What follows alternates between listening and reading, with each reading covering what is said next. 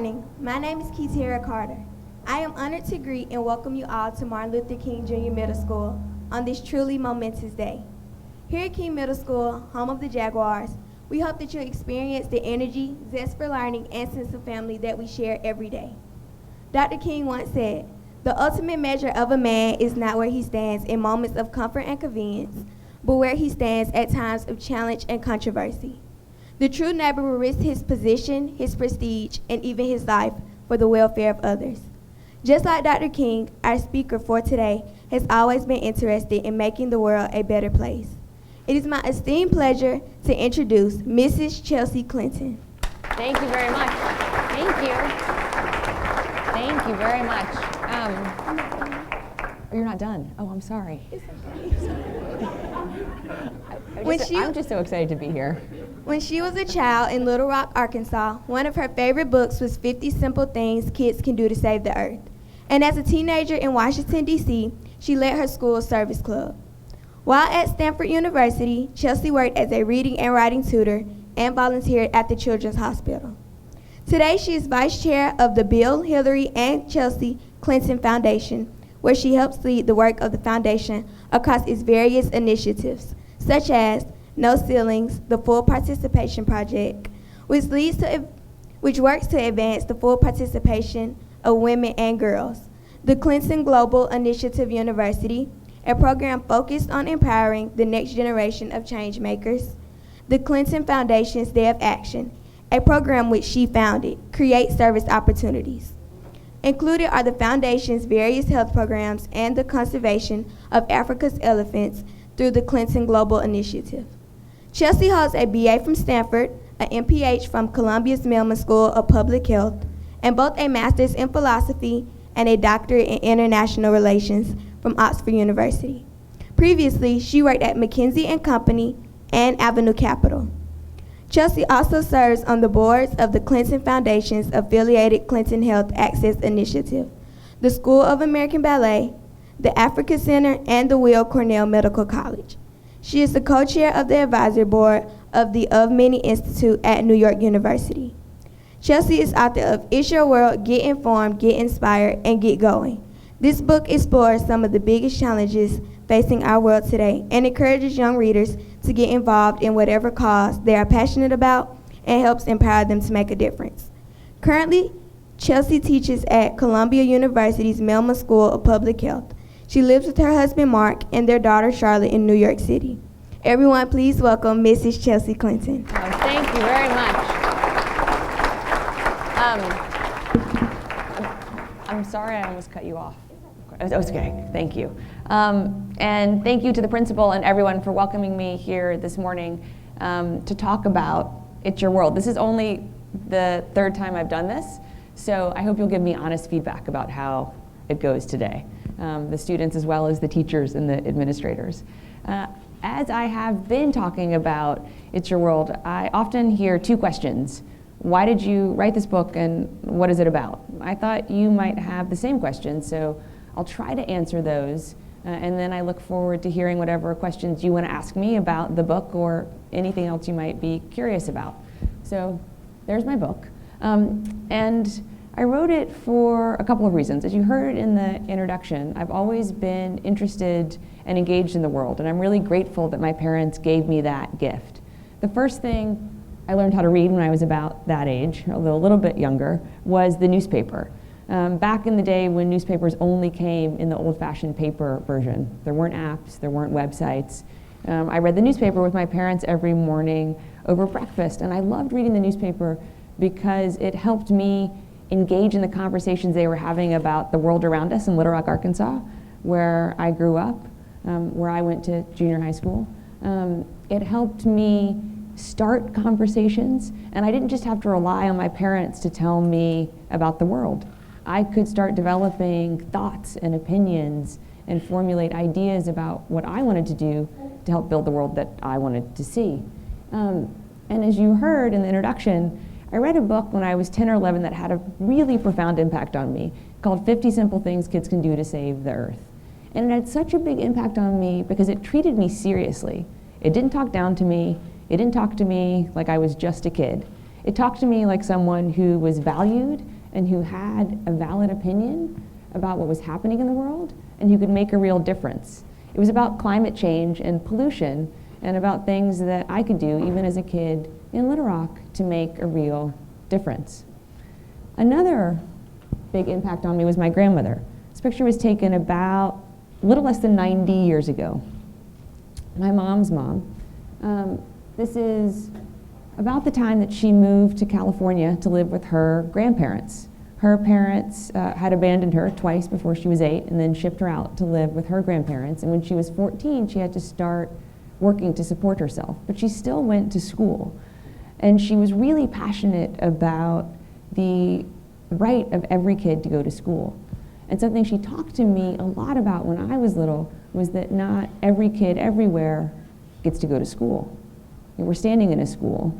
And in the United States, we all have a right to go to school. And that's been true in our country since 1918, that every kid in every state has had the right to go to school. But there's still tens of millions of kids around the world who don't get to go to school, often because they do have to work. They don't have the opportunity or the expectation that my grandmother had that she could work and go to school. And so my grandmother really helped expand my world beyond Little Rock. And the challenges that I saw at home weren't the only challenges that we confront in our world. And so when I talk to kids your age, I have 19 nieces and nephews. My husband has 10 brothers and sisters. Yeah, some of your eyes got wide. So when I would talk to my nieces and nephews and to some of their friends, I would hear how curious they are about the world and how curious they were about not only what was happening wherever they live, but in the world around us. And I couldn't really find a book like 50 Simple Things Kids Can Do to Save the Earth that was talking to them about some of the issues that we face today. And I also was aware of all these amazing young people who were really making a difference in the lives of their families, in their communities, and in our world. So I wrote It's Your World to try to do both those things. Talk about some of the big issues we face in a way that is respectful to all of you as young people who deserve to have an opinion about what's happening around us and who deserve to be given opportunities to make a difference if that's what you want to do, and to highlight the work of some remarkable young people who are doing just that. And I wish that I could talk about all of them, but I'll talk about 3, and then we can talk about more in the question and answer if you're curious. So that's Haley. When Haley was 7, her dad was diagnosed with diabetes. And her dad had diabetes for similar reasons as my grandfather had diabetes. He didn't eat very healthy, he was overweight, and he didn't like to exercise. And so Haley determined that she wanted to learn to cook. And her parents said, okay, if you can figure out how to make us healthier food in our family budget, you're only 7, but if this is really what you want to do, we'll support you. So this is Haley at 13, she's now 14. We were on the Rachel Ray show together because Haley started off not only helping her family, she then started off helping her friends. She then published an online cookbook for kids her age, and then Hyatt Hotels hired her to help create all of their kids' menus across the country. And that's a really instructive story to me, because I often think we don't know what impact we're going to wind up having, but we just have to start where we find ourselves. And so Haley started making her family healthier and helped her dad reverse his diabetes, and wound up making whole hotels healthier in the process. That's Alex. He has a similar story. When he was 6, he noticed that he would finish making Lego sets and he often had extra Lego bricks left over. And he thought, well, if I have extra Lego bricks left over, probably other kids do as well. And he started realizing as he would drive around in Southern California where he's from with his parents that not everyone had a home. And sometimes he realized that kids his age didn't have a home. And he understood that if they didn't have a home, they probably didn't have things like Legos to play with. And so he started creating Lego sets out of the Legos that he collected from his friends and donating them to homeless shelters. Now that doesn't solve homelessness. To solve homelessness, we need affordable housing for every family. But it does say to families in those situations, you still deserve to have things to brighten your day, to enable your kids to have fun and to be creative. And I think that's important too. just because we can't always solve the big problems doesn't mean we shouldn't still try to solve the smaller problems that we identify and that feel important to us. And if what feels important to you is animal conservation, I think that matters too, not only for animals, but also for people. If we think about iconic animals like elephants, the one in the picture behind me, elephants aren't only important to their local environment, they're also really important to the economies of the countries where they live. The same is true for lions and rhinoceroses. I just made up a whole new word right here with all of you. Because so many jobs depend on those animals, on protecting the animals, on supporting the tourists who come and see those animals from places like the United States or Japan. And so helping to save elephants isn't just a good thing to do ecologically, it's also really important to these countries' economies. Celia's from Hong Kong, and when she was 14, she realized that Hong Kong and China, where she lived, were the largest markets for ivory. And that ivory comes only from dead elephants. There's no safe way to harvest ivory. You can't safely remove tusks from elephants. Tusks don't grow back. Without tusks, elephants die. And ivory is really lucrative. It's worth a lot of money. Ivory now can sell for $4,000 a kilogram. So she knew that this was a big challenge, and she knew that she couldn't tackle this on her own. So although she was writing letters to the Hong Kong government and joining social media campaigns, she knew she needed to recruit someone who would be able to attract more attention. And so she recruited Yao Ming, the former NBA superstar, who's now probably the most identifiable anti-ivory and anti-elephant poaching champion in China and Hong Kong. And I think that's important too, because sometimes I think we have to realize we can't solve every problem by ourselves, but sometimes we can find the partners who can help us solve them. And she knew what she was doing was so important because of this sad statistic behind me. Since 1980, when I was born, we've lost more than 2/3 of Africa's elephants. And so she and Yao Ming and a growing coalition, particularly of young people in China and Hong Kong, are trying to stop the demand so that the elephant population can recover. So the last couple things I want to talk about before I hear your questions. Admittedly, as you heard from the introduction, I've long believed that we all can make a difference. It doesn't always mean that our efforts are going to meet with success. When I was 5, I wrote this letter that has embarrassing spelling errors in it, as I'm sure all of you have noticed, to President Reagan. I had learned from reading the newspaper that President Reagan was planning on visiting Bitburg Cemetery when he went to Germany, which was where Nazis were buried. And I didn't think that was something an American president should do. So I wrote this letter. I included an embarrassing sheet of stickers behind it with one on the letter of rainbows and hearts as a gesture of goodwill, I think, to the president, and so he knew how serious I was since I was sending my favorite stickers. He still went to Bitburg Cemetery, but at least I had tried. And we have a saying in my family that it's always better to get caught trying. It's always better to have tried and failed than to have not tried at all. So I'm grateful that my father photocopied this before we sent it to the White House so that I would always remember it. And since we're standing in King Middle School, I feel like I have to end with a quote that means a lot to me from someone who inspired Dr. King, Gandhi. He said, "The future depends on what we do today."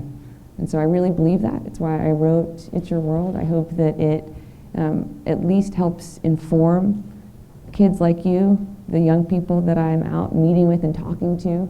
And I hope that it inspires some of you through the stories that are in the book, and I hope that you'll share your inspiring stories with me. In addition to the book, we're launching a website because I want this to be an organic movement, and I want to be able to continue to share stories that I learn about of other young people like Haley and Alex and Celia who are really making a difference in our world. So thank you so much for having me. I'm looking forward to all your questions. Thank you to the principal and to the school district for hosting me. And thank you. I think you're going to come up here and I'm going to walk back a little bit. And I'm looking forward to our conversation.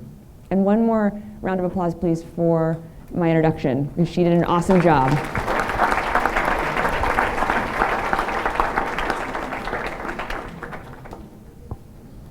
Good morning. Good My morning. name is Jamasio Rhodes. Hi, Jamasio. So my question for you today is, what experiences influenced you to write this book, and why did you target our age group? So I wrote this book partly because of what I said earlier around 50 Simple Things. I was 10 or 11 when I read 50 Simple Things Kids Can Do to Save the Earth, and I took a lot of what I read to heart. I worked with my school. At that point, I was at the end of elementary school. I worked with my school and a couple teachers in my school to help start our school's first recycling program.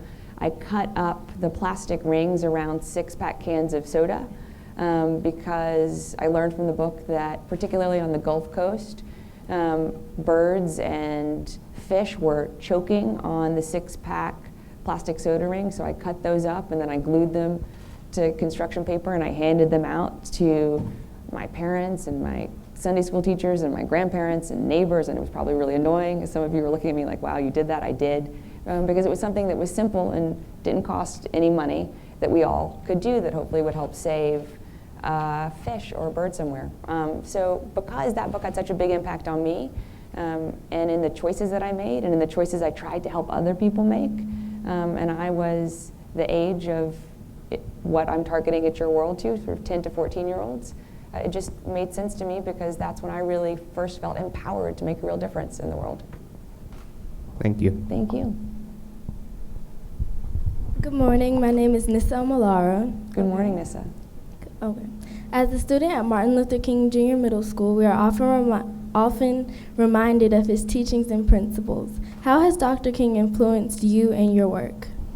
Well, I think we all are striving to live up to Dr. King's example in some ways.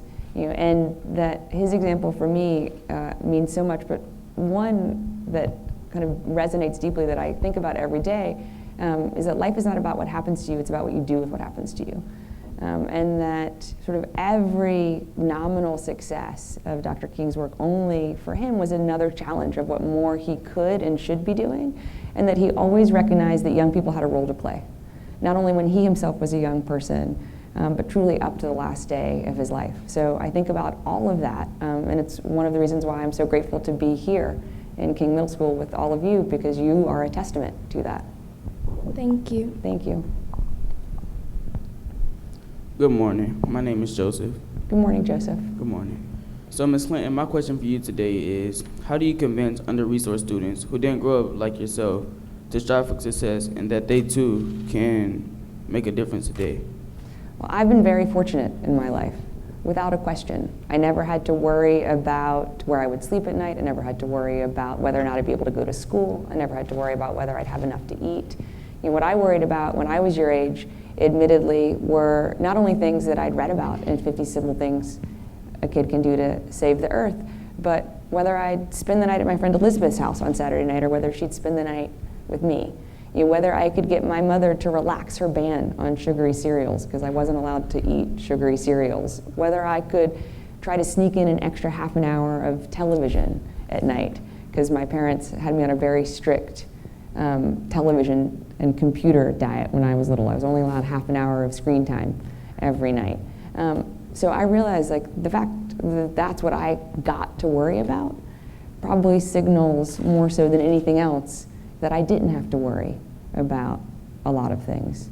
One of the central tenets of It's Your World is that anyone and all of us can make a difference. Sometimes that's just standing up to a bully in school. Sometimes that's being a good friend. Sometimes that's creating safe space for people to talk about what is worrying us. Sometimes that's just being aware of the world around us so that we can help influence our parents who do things like vote. Because although this book is not political, it recognizes who is in political office influences all the different issues that It's Your World discusses, whether it's hunger and homelessness here in the United States or climate change around the world. So I think there's a lot that all of us can do. Clearly, those of us who are more fortunate can engage in ways that cost money, but all of us can engage in ways that cost nothing but our time and energy and heart. Okay. Thank you. Thank you. Good morning, Ms. Clinton. My name is Yahira. Good morning, Yahira. My question for you today is, why do you believe so passionately that kids our age should be concerned about global issues, and what can we do locally to impact those issues? Well, I care so strongly because of what is in the title, candidly. Because as much as it's our world, it's really your world. You're going to live in it for longer. You have more of a claim on the future than I do because you're more than 20 years younger than I am. So I think it is a real opportunity, and I hope it's exciting and not too intimidating to realize how much more the future is about all of you than it is about me. So that's really why I hope you do care and why you will want to get engaged. Because I think really all of you probably already care about something. I mean, often people ask me, well, what do you think kids should care about? And I say, well, you should ask them. Like, young people will tell you what they care about, what they're passionate about, what makes them angry, what makes them inspired.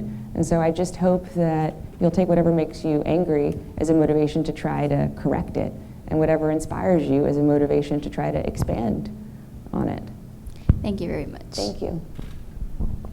Good morning, my name's Stephanie. Good morning, Stephanie. My question for you today, as a female, what are your ideas on ending gender inequality?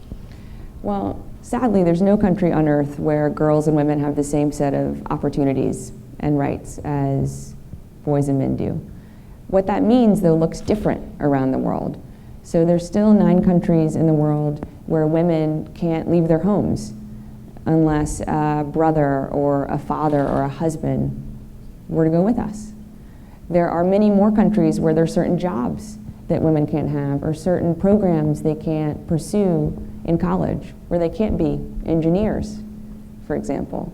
There are countries where women can't open their own bank accounts or have their own cell phones because that would give them too much independence, and their husbands couldn't see what they were doing or where they were going or what they were spending money on. Now, that's different than the challenges we have here in the United States, but we still have really serious challenges here too. And I think about this in some ways kind of in the arc of my own life.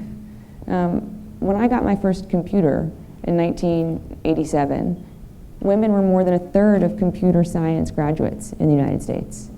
When I graduated from Stanford, as you heard in the introduction, which is in the heart of Silicon Valley in Northern California, women were more than 20% of computer science graduates. And last year, women were barely more than 10%. So even though computer science is so much about helping to create the future, all the products that we enjoy, the apps that we are aware of, games that you probably have heard of that I've never heard of, women are participating less and less in that. And we know that for a few reasons. One, there aren't a lot of female role models in technology. A lot of people don't know who Mae Jemison is or don't know who Sally Ride was. It's hard to imagine what we can't see. Another thing is that kind of by the time kids are in 4th or 5th grade, so younger than we are, even younger than you are, girls start to hear much more that their appearance matters more than their minds. That's reinforced in popular media.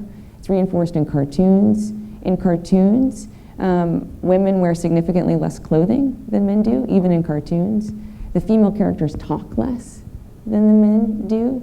Female characters in cartoons are predominantly defined by their relationship to the male characters. They're the princesses that need to be rescued. They're kind of the daughters that are left in the tower. They have to kind of rely on the superheroes to come to their aid.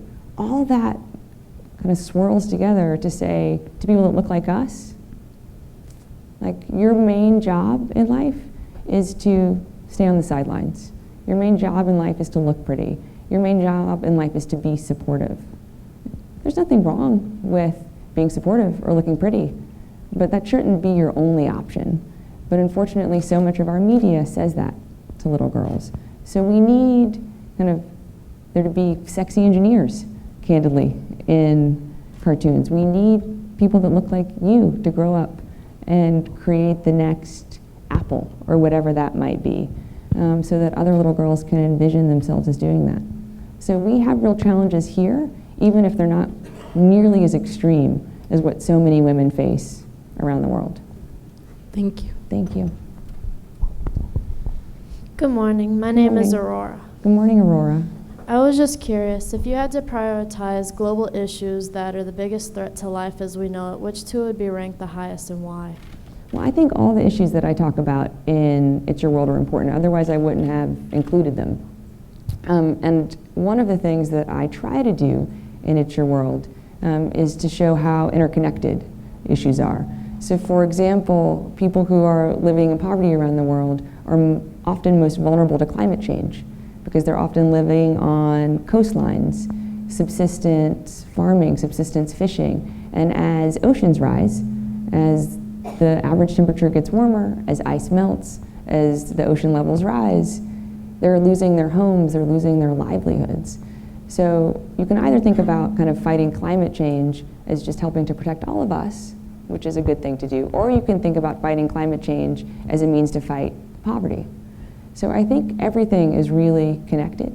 If I think about kind of what I spend a lot of time working on at the Clinton Foundation, I think having equal rights and opportunities for women and girls is hugely important.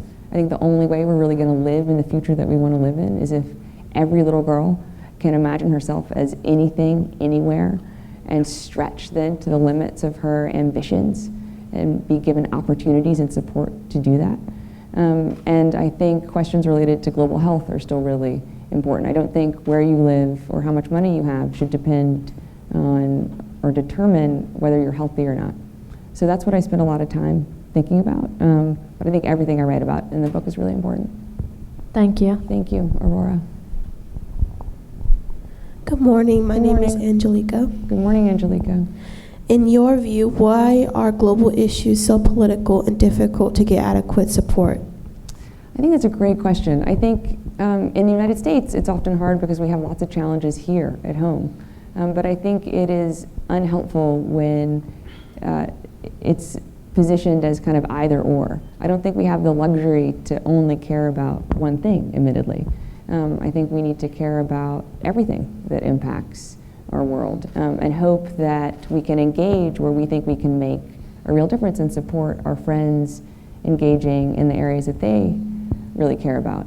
So I think it's hard because we have a lot here at home. And so I think oftentimes people say, like, well, why should we worry about what's happening in Syria right now when we have so many challenges here at home? Well, I think we have to worry about what's happening in Syria because we have the largest refugee crisis ever. We have tens of millions of people displaced from their homes, and we have people who really feel like the world is failing them. And so what's going to happen when those people grow up? How will they view us in the United States or Europe if they feel like we didn't reach out to help them when they were crying out for help? So I think as much as we absolutely need to be worried about what's happening here at home, we have to create the intellectual and heart space to worry about and respond to what's happening around the world too. Thank you. Thank you. Good morning. My name is Nasir. Good morning, Nasir. Hello. Hello. My question is, I would just like to ask you about the advice that you would give to kids that grow up in the White House and the advice that you would give specifically for Malia and Sasha Obama as their father nears the end of his last term. Well, I think clearly Malia and Sasha have gotten great advice from their parents. I've met them. I don't know them. But I've always been really impressed by both of them. And I would give them the same advice that I would give to any kid, which is to figure out what they're passionate about and then figure out how to pursue that. I think that is a real challenge for all of us. I certainly was aware, because I don't want to speak for them because I'm not them, but I can speak about my own experience. I was always aware of how extraordinary my life was in many ways, that I was born in the governor's mansion, I grew up in the governor's mansion and living in the White House, but also how, in some ways, common my experience was. I was stressed about school. I was stressed about trying to figure out boys when I was probably around your age. I was really awkward when I was around your age. I had glasses and braces and was just awkward. And trying to navigate that whole challenge of being awkward and being rather nerdy and what did that mean, while recognizing that I had extraordinary blessings through the choices that my parents had made and the opportunities that they created for me. And I've just always tried to ask myself, what what do I think is most important? Where do I think I can have the biggest impact? And then hopefully having enough kind of courage and stubbornness to then pursue that path. But I think that's true for all of us. Thank you. Thank you, Ms. Year.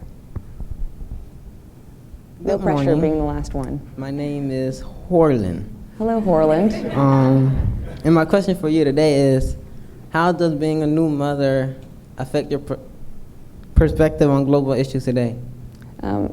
I didn't know I could care more about anything until I became a mom. And my daughter's turning 1 in a little less than 2 weeks, and I miss her just so fiercely, although I am happy to be with all of you. I miss Charlotte, which is my daughter's name, but somehow I do care more intensely about what I cared about before I became a mom. Somehow my heart is even bigger being a mom, and particularly being a mom of a daughter. And I feel even more of a responsibility to make a difference in the areas where I think I can make a difference in our world, partly because of what we talked about earlier. She's going to live in this world a lot longer than I am. And I want to do everything I can to make sure that the world is a more equal and just and safe and healthy place for her and for the kids that she's going to grow up with and learn with and play with as she gets older. Thank you. Thank you very much. Thank you all so much. Thank you for having me today. Thank you. Mr. Principal. So, Ms. Clinton, we just want to say thank you for sharing your time with us. Also, thank you for the donation. And students, we have 10 books that we will be putting in the library for you to check out, to read about It's Your World. And I think that the biggest takeaway for us is that students, you have an opportunity to change your world. And Ms. Clinton, I hope that you leave with the same idea that I truly believe that King has some of the best students in Atlanta. And they deserve the best because they are the best. And so I just want to say thank you. Well, certainly their questions are testament to that. I think often questions are the first way that we engage in the world. Yeah. So thank you for sharing your questions with me. I hope that you do read the book. I hope that you'll share any feedback that you have on itsyourworld.com. And I just am so grateful for having had the opportunity to come here and spend time with all of you today, and that the school enabled this to happen. So thank you so much, Principal. Okay. And so on behalf of the students and our staff, we have a small token of appreciation for you spending your time with us. Oh, so, thank you very again, much. Thank you so much. Thank you. Thank you very much. Thank you. Thank you.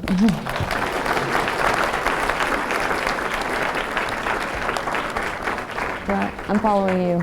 Did we go that way? Yes, all right, yes, sir. Oh, thank you.